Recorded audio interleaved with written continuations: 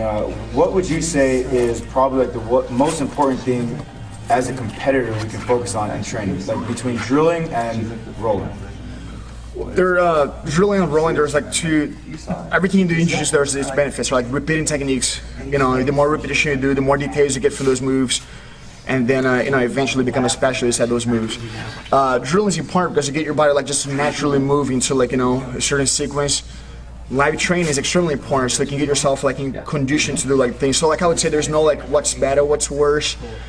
Everything is important. If you have the time, you should be focused like on doing as many techniques as you can. First, you're gonna go hard like 100% of moves that you don't know like so well yet. So repetition without resistance.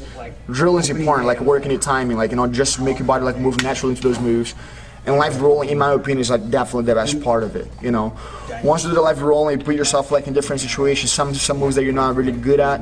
That's when you're gonna start to really like discover your own jiu-jitsu. Like you see like things that work better for you, like which way works for you. Because like I had this thing, especially with some of my instructors, they would say, well, don't do this fast this way, but it's like, dude, but it's worked for me that way. So it may be like, for my body type, for based on my flexibility, that maybe that move is gonna be the way for me to do it. It might not be the way that you want me to do it, but it's working now, so I don't feel like I have to make changes, just have to make adjustments and make sure that I'm not failing this move that I'm attempting. So I feel like everything there's its benefits, but live training for me is the biggest thing. If I can train like for 2 hours and maybe focus like 20 minutes of my training, like repeating moves, and another 20 minutes of live drilling, I feel like I get enough like I can make my jiu-jitsu better. Yeah, man. So you've been a man on the mats for a long time, dude. And you're a fucking killer, and I know you got a couple fights coming up, bro.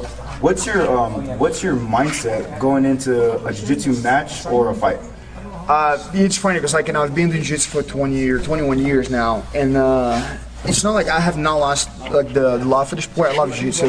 That's something that I live jiu-jitsu. I don't just like do jiu-jitsu as a profession. I live jiu-jitsu. Like everything that I do, like I think about like techniques that I'm gonna be teaching my students, things that I love like seeing like when a lot of people do, or things that I love to do like on the mat.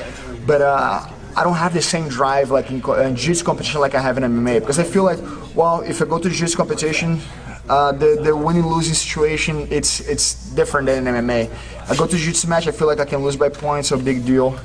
Of course, everybody wants to go there and win, but it's like in MMA, there's risk of you getting knocked out, get seriously hurt, get kicked in the face, get punched in the face. All those things, it makes me like nowadays dedicated me like myself like a little bit more to MMA training than I do to jiu-jitsu. When I went to, I'll give a couple examples. When I went to compete against, SHCC, I was like 240 pounds. Not training at all, training 3 times a week, just once a day, 3 times a week.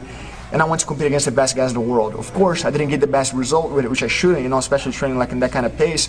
But when I get in an MMA fight, it doesn't matter if I'm going against like, the number 200 in the world or against the number 1 guy in the world, I'm going to train the same way. I'm going to train 3 times a day, every day of the week. So it's different, like I know that I have to prepare myself a little bit harder for MMA.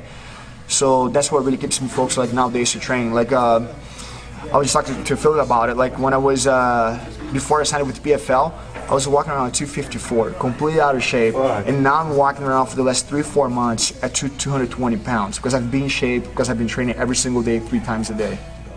That's awesome, bro. That's awesome, brother.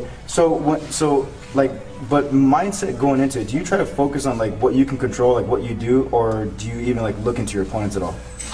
Exactly. That's the whole thing that's happened to me. Like especially now that I'm competing in a tournament, which I cannot be picking who I'm fighting. There's no such a thing as the matchmaker come up. Hey, what do you think of fighting this guy? For me, it's like whoever it's in front of me, I have to fight. It's a tournament. I didn't even know who I'm fighting next until the next couple guys fight on the next card. So it's one of those things like I just have to bring my best game. It's not about like me focusing on studying like somebody else's game. You just make sure that I can bring like my best like wrestling games, make sure that I can bring my best grappling game and my best striking. So for me, it's about like right now, I just focus on myself. That's why, like I said, I've been training like 3 a day, not have like not even a rest day. Awesome, man. Awesome. Look, brother, I really appreciate you giving me the time just to talk to me a little bit, and I look forward to seeing you at your seminar tomorrow, brother. I really appreciate it. No, thank you. It's a pleasure for me to be here, man. I'm looking forward to teaching you guys there too. Awesome, brother. Thank you. Thank you.